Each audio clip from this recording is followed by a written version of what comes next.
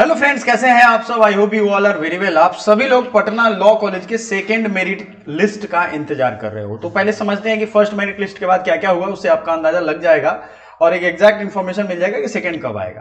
देखो, first merit list में ये क्लियरली कहा गया है, नोटिस भी आप यहाँ देखोगे।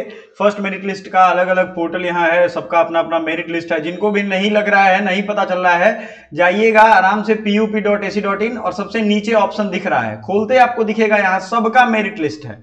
बायोटेक्नोलॉजी का, पीजी, डीआईएसएम का, बी लिस्ट का, एलएलबी का, एलएलएम का, एमसीए का, सब लोगों का दिया हुआ है। तो इसमें किसी के डिपेंड रहने की जरूरत नहीं है। जो भी स्टूडेंट को ये सब लिंक मैं पहले ही अपने व्हाट्सएप और टेलीग्राम ग्रुप में भेज चुका हूं, और जिनका बहुत कम नंबर है, याद रखिएगा, उनको अगर अगले साल की तैयारी करनी है या सीयूईटी पीजी एलएलबी की तैयारी करनी है, सीयूईटी पीजी की जिसमें डीयू और बीएचयू के कॉलेज आते हैं, तो अगर ये दोनों की तैयारी करनी है तो आपको क्या करना होगा, आपको 999 में अभी कोर्स मिल जाएगा। पटना लॉ वाले को सबको नहीं मिलने वाला है, ये याद रखिएगा। 999 में कोर्स मिल जाएगा, सारी चीजें उसमें हैं, क्या क्या फीचर्स हैं, लाइव क्लासेस, ई बुक्स वगैरह, सब कुछ, मॉक टेस्ट वगैरह सारा मिल जाएगा।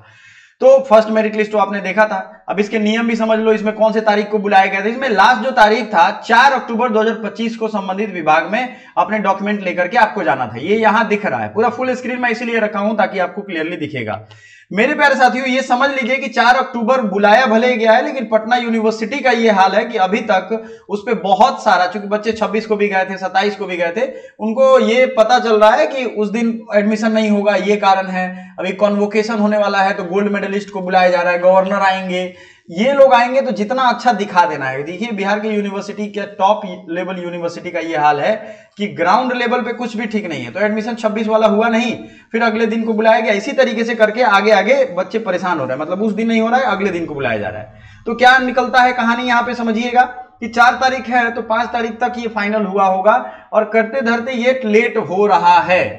सिर्फ BR अम्बेडकर या मगध यूनिवर्सिटी ये सब लेट नहीं हो रहा है, लेट हो रहा है सब जगह, क्योंकि व्यवस्था ही इन लोगों ने इतना ढीला बना दिया। क्योंकि इनको मजा चाहिए भाई, सरकारी नौकरी है, मजा क्यों ना करे। इनके भी दिमाग में है कि हम क्यों काम करें भाई, दूसरा कोई काम करे। तो ये चीजें हैं, कोई भी काम टाइम से नहीं होता है।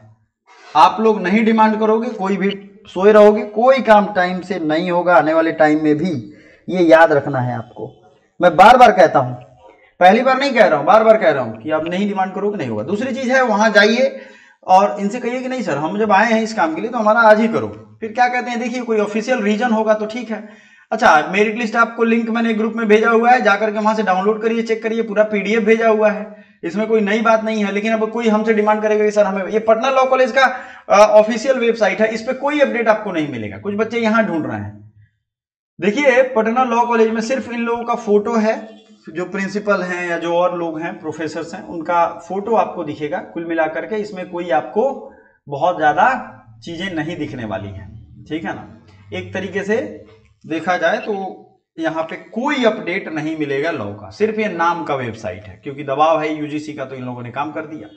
यहाँ पे देखोगे मेन वाले वेबसाइट पे, तो नीचे आप जाकर के मेरिट भी डाउनलोड कर सकते हो, ये भी डाउनलोड कर सकते हो। pup.ac.in वेबसाइट यही है, लिंक मैंने कई बार दे दिया है ग्रुप में।